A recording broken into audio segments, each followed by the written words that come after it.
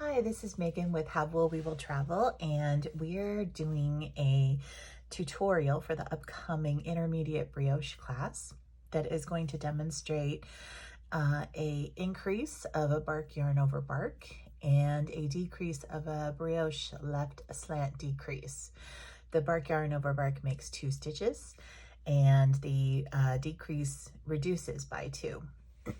So you can see in our classic pattern example where I've been able to make increases leads to a couple extra tracks here, and then the decrease pulls them back together.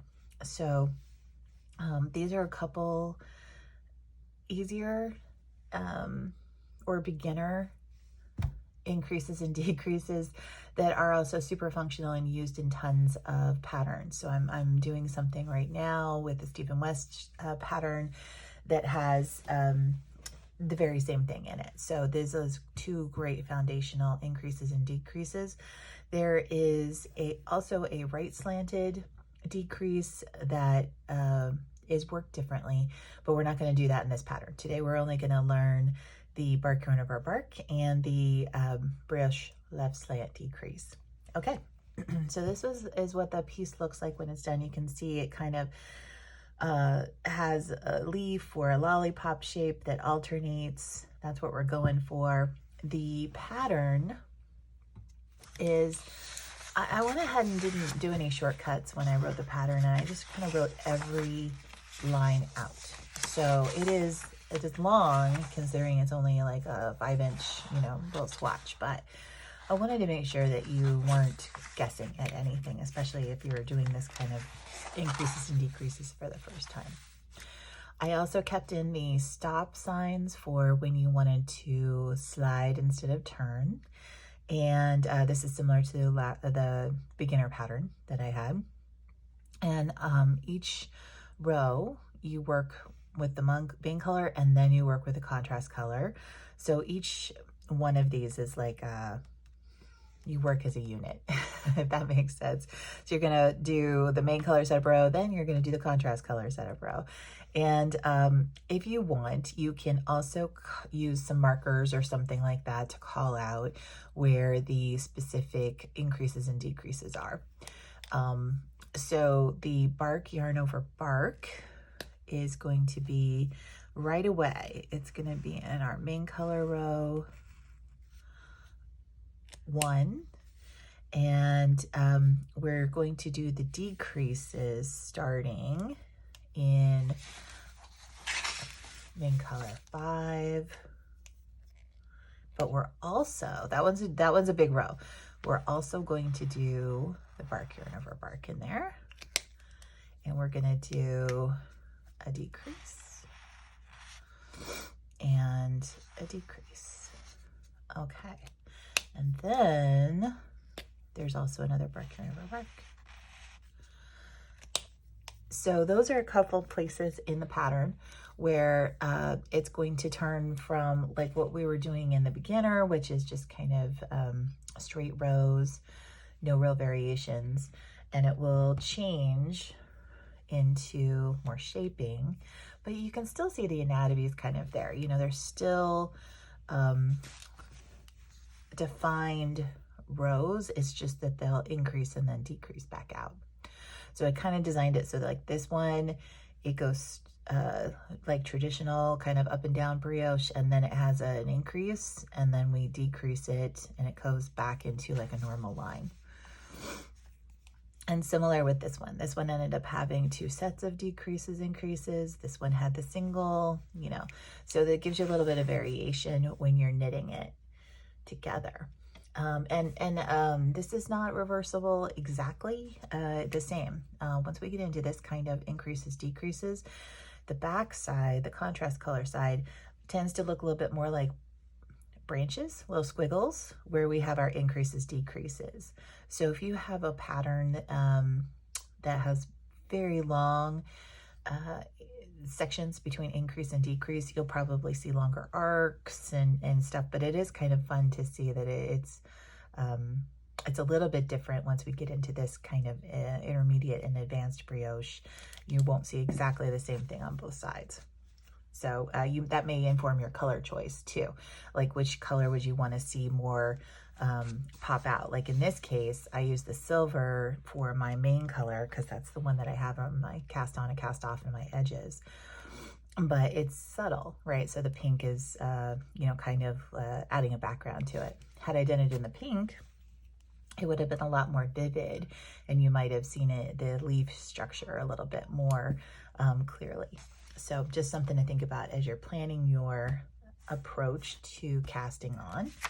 So I'm going to go ahead and show a bark, yarn over bark, and a brioche left decrease, left slanted. All right, so going ahead and getting into the main pattern. This is one that follows like the beginner, so it's just straight up and down, something to start with. I'm going to go ahead and think this is a knit row. And the outside edges in these patterns are not brioche. They're either purled, knit, or slipped. Is really just to keep the color constant going up. So then I'm going to get prepared to slip one yarn over for my first one here. And then the one I can use the bark yarn over bark in is going to be the stitch with the shawl, the slip one yarn over it. So that you're going to do your increases and increases in this kind of stitch rather than the one that was the single, because normally we're just slipping these, right? So you want to wait until you get to this kind of stitch where it's got the shawl or the yarn over it before you do an increase. If you feel like you're not there in the pattern and you are lost, you know, or something like that, that's like a navigation point. Sorry, I'm a little bit lost for words on my map finding. Anyway, so this one's going to be slip one yarn over. This one is going to be my bark yarn over bark. So this is pretty easy, very similar to crochet for me, but essentially you go into the stitch as if to knit. So you're going to yarn over and then pull the needle back out, and then leave this, leave the stitch on the left needle for now. You're going to take your yarn, you're going to go wrap it around to do a yarn over. So I barked, this is my yarn over, and then I'm going to go back in here as if to knit, and I'm going to do one more wrap and pull the whole thing off the left needle now. So whereas before I had just the one stitch, now I have three. But you're probably thinking, but they're all pink and now I don't have a yarn over. Oh, one of these needs to be the slip one yarn over, right? Well, that has worked with this next color. So first you do the main color round, and that's where you do your increases and decreases. And then you follow with your contrast color to set it up for success for the next row. So what I'm going to do on the next pass with this contrast color is I'll go over here and I'll work this one as a, so this one would be like either a bark or a burp. I'll work this one as a slip one yarn over, and then this one I'll do a, I'll probably purl one or knit one, just to work it like it was a normal stitch and not like a brioche or a knit or purl. And then the next one I would do slip one yarn over, and then that would give me, set me up for success for the next one to be, it'll eventually be have a shawl over it to bark or burp. So that is the increase, and then that is how you make it into more of a, more of how the rest of these stitches are set up in the second pass with the contrast color. So I'm going to go ahead and finish this row. So let's do, what I'm going to plan to do is these two rows at the end. I'm going to plan to do my decrease here so I can pull those two rows together. So until then, I'm just going to work this like normal. I'm going to do a slip one yarn over. I'm going to do a bark, slip one yarn over. Okay, So this is a very short project, so you get there awfully quickly. I'm going to do my decrease now. So you need 3 stitches to do this particular decrease, and you're going to have a stitch with a yarn over on it, a stitch without, and then another one with yarn over. So the whole goal is to take these 2 pink stripes and kind of merge them together. And the way you do this decrease is the first thing you're gonna do is the first, if you think of these as like an A and a B and a C, you'll see those instructions a lot of places. Stitch A, I'm going to slip knitwise. So I'm just gonna go ahead and transfer it from the needles, but it's going to twist. So instead of doing it purlwise, I did it knitwise, so it will sit different on my needle. Then this next 2 stitches, so stitch B and stitch C, I'm going to bark all of those together. So basically just knit those 3 strands really all together. All right, and then I'm going to take the original slipped stitch and bring it up and over and off the needle. So now this stitch here is left leaning, which is where it gets its name for the brioche left slant decrease. And I've taken these 2 rows and kind of merged them together at this 1 stitch. All right, so then you just continue on as normal. The next one's going to be a slip 1 yarn over, and I believe we go ahead and knit the last one. All right. Okay, so that gives you 1, 2, 3, 4, 5, 6, 7, 8, 9, 10, 11 stitches on here. I had started with they should have canceled each other out because I made 2 here and I reduced by 2 over here. So then I'm going to slide, and I'll show you how to do that setup for the brioche yarn over, bark yarn over bark, the brioche knit, yarn over brioche knit.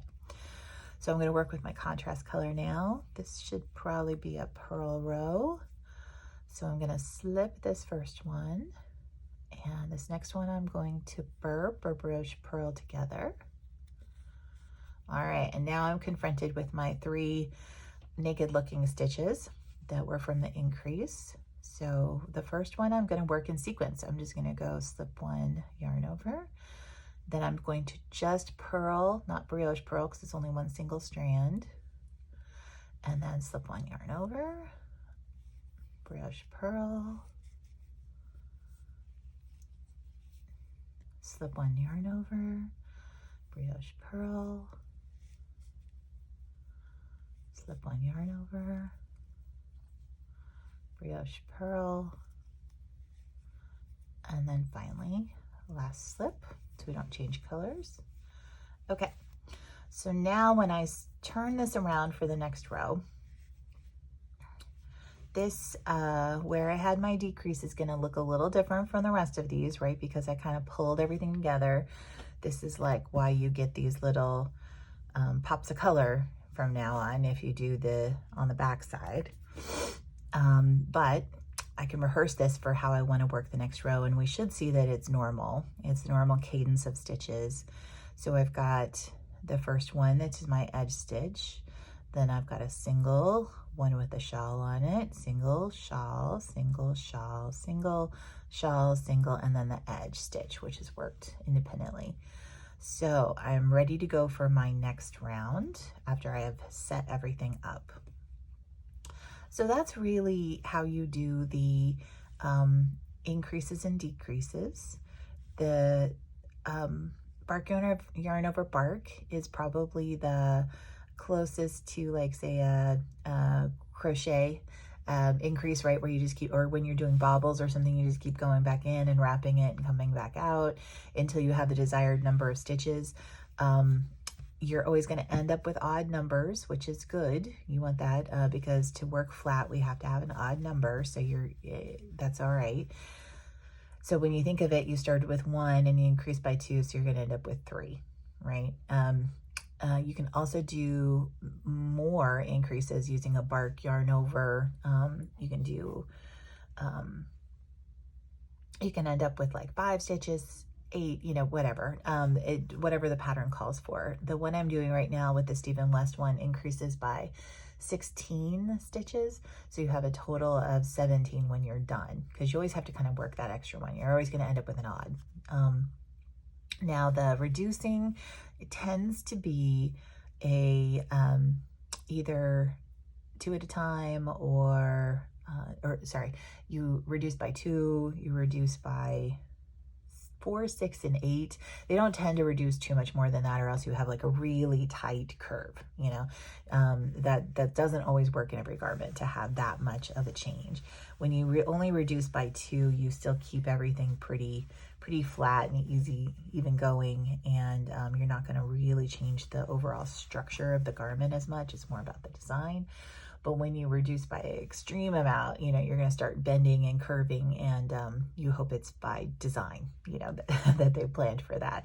So those are the 2 things we're going to be doing in class. I'm excited to have you join me, and should you have any questions, let me know. Anyway, happy knitting and happy brioching, and I will see you soon. Thanks.